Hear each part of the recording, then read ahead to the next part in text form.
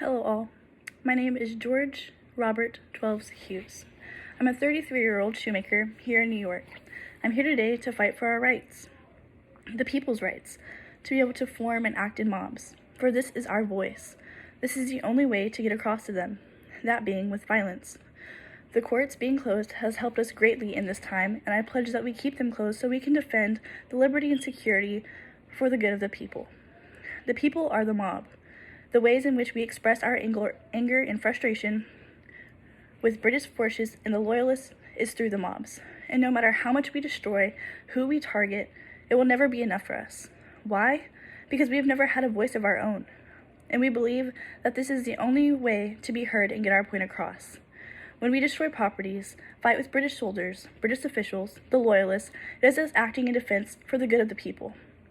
This is the power that we have been waiting for so long. The power that we haven't been able to get because we've always been overthrown by the elites. I hate the elites, having to tip my cap to them or walking out of their way into the mud of the street when they approach on the sidewalk. I've seen rich men strike at poor young children with their canes just so they can move down the street more quickly. But I hate the British even more, and I will never forget what they've done to my dear friend. I've watched a British officer strike my friend in the head, chopping off his ear. For this I am angry, and I have resentments, both economical and personal, to last a lifetime. I desire to be respected. I feel worthy of being called Mr. Hewes, and will demand that such treatment if anyone from Congress tries talking to me. The only political voice I have at this point has been through the mob, and I'm sure I'm not the only one. My anger is building up, and because of this, I want more mobs to form and fast, to bring me and all the other moderates the sense of power that we all lack. I want to fight, in the streets if I must, but ideally in the fields that belongs to no British or American elite, but rather to people like myself. Every person in our mobs are just as important as every rich merchant or landlord. The first reason being that we are all human, just like they are. The only thing that makes them seem powerful is their money. But if you take that away from them, they're the same as us. They would have the same struggles and would probably be fighting alongside with us. If the tables were turned and we were the ones that had money and they didn't, they would be doing the same thing as us. I don't think the Loyalists understand why we want to be free from Britain, but they also haven't realized that the majority that want to stay with them are the people that have benefit from them the most.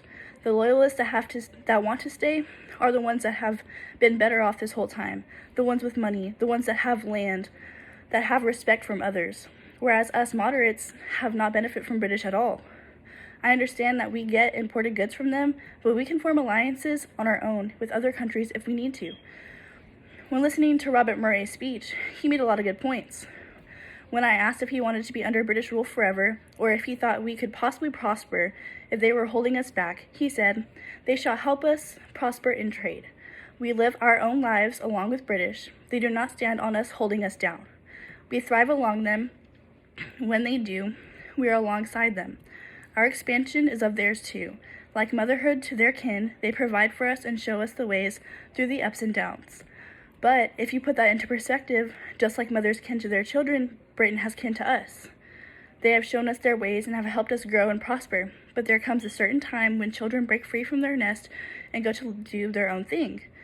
So just like a parent, Britain has shown us their ways and have prepared us enough to be on our own. I think it is time now to break away from Britain and create our own greatness. Britain has shown us all they can and have been in control of us for far too long, and it is time for us to spread our wings and prosper in our own and be independent. They are not going to be happy with our decision, but we must cut off ties with them and be our own nation.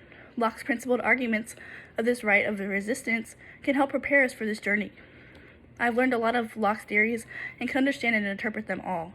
With this being said, we need to break away from Britain, and we all must come together to be successful in this.